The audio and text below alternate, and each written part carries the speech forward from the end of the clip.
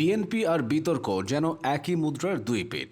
দুর্নীতিতে দেশকে বিশ্ব চ্যাম্পিয়ন বানানো, হাওয়া ভবন বিতর্ক আর বিদ্যুৎ নিয়ে পুকুর চুরি। বিএনপির আছে অনেক সমালোচিত অধ্যায়। বিশেষ করে 2001 থেকে 2006 পর্যন্ত বিএনপি আর সমালোচনা হাত ধরাধরি করে হেঁটেছে। দুর্নীতি দমন কমিশন প্রতিষ্ঠা করলেও তা কার্যকর না করে উল্টো ব্যাপক দুর্নীতিতে তাদের নাক কাটা গেছে। এছাড়া উগ্রবাদী গোষ্ঠীর উত্থান, নিরাপত্তা নিয়ে ঝুঁকি আর নিজেদের মধ্যে গণ্ডগোল, এসব নিয়েও বিএনপির সমালোচনা আছে। বিদ্যুৎ সংকটের মতো বিষয়গুলো নিয়ে কার্যকর পদক্ষেপ গ্রহণ করতে না পারায় তো এখনও দলটির সমালোচনা হয়। বিএনপিকে নিয়ে যে সমালোচনাটা সবচেয়ে বেশি হয় সেটা হলো তারা ক্ষমতায় থাকাকালে বাংলাদেশকে দুর্নীতিতে বিশ্ব চ্যাম্পিয়ন করেছে। 2001 সালে অষ্টম জাতীয় সংসদ নির্বাচনে জয়লাভ করে রাষ্ট্র ক্ষমতায় বসে বিএনপি। জোট হিসেবে তখন তাদের সাথে ছিল জামায়াতে ইসলাম। তবে বিএনপি জামায়াতের ওই ম্যাচটা শুরু হয় বেশ খারাপভাবে। 2001 সালে ট্রান্সপারেন্সি ইন্টারন্যাশনাল তথা টিআই এর প্রতিবেদন অনুযায়ী দুর্নীতিতে বিশ্বের শীর্ষে ছিল বাংলাদেশ, আর এটা ছিল আক্ষরিক অর্থে দেশের অর্থনীতির অশনি সংকেত। তবে শুরুতে সময় না পেলেও পরে বিএনপির সুযোগ ছিল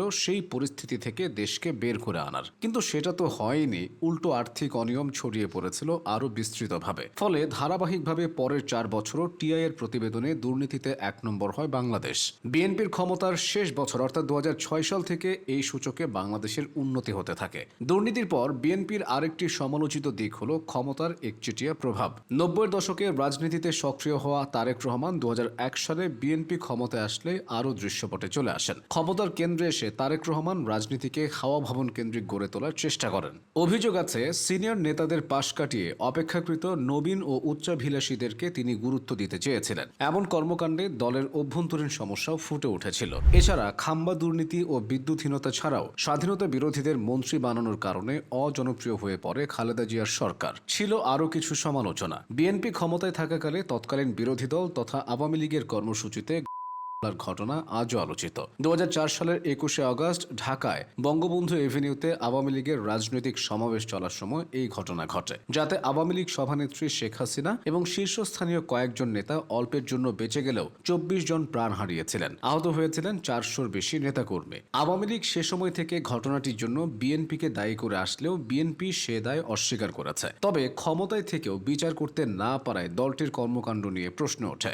বিশেষ করে পরে যেভাবে তদন্তের নামে জজ মিয়া নাটক সাজানোর মাধ্যমে মামলা ভিন্ন খাতে নেওয়ার চেষ্টা করা হয়েছিল তা আজও সমালোচিত।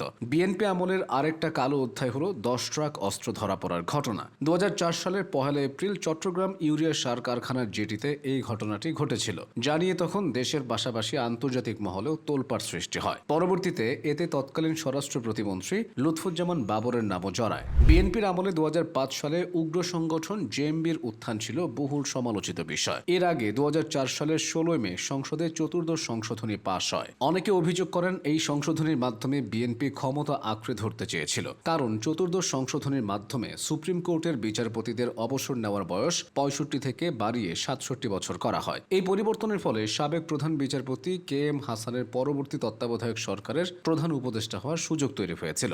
বিরোধীদের আপত্তির মুখে KM হাসান দায়িত্ব না নেওয়ার কথা জানালে বিকল্প অনুসন্ধান না করে রাষ্ট্রপতি ইয়াজউদ্দিন আহমেদ নিজেই প্রধান উপদেষ্টা হন। কিন্তু ইয়াজউদ্দিন আহমেদের কর্মকাণ্ডে বিএনপির প্রতি তার দলীয় আনুগত্যের প্রকাশ ছিল স্পষ্ট, আর এভাবেই বিএনপি ক্ষমতায় থাকাকালীন নানা বিতর্ক ও সমালোচনায় জর্জরিত হয়।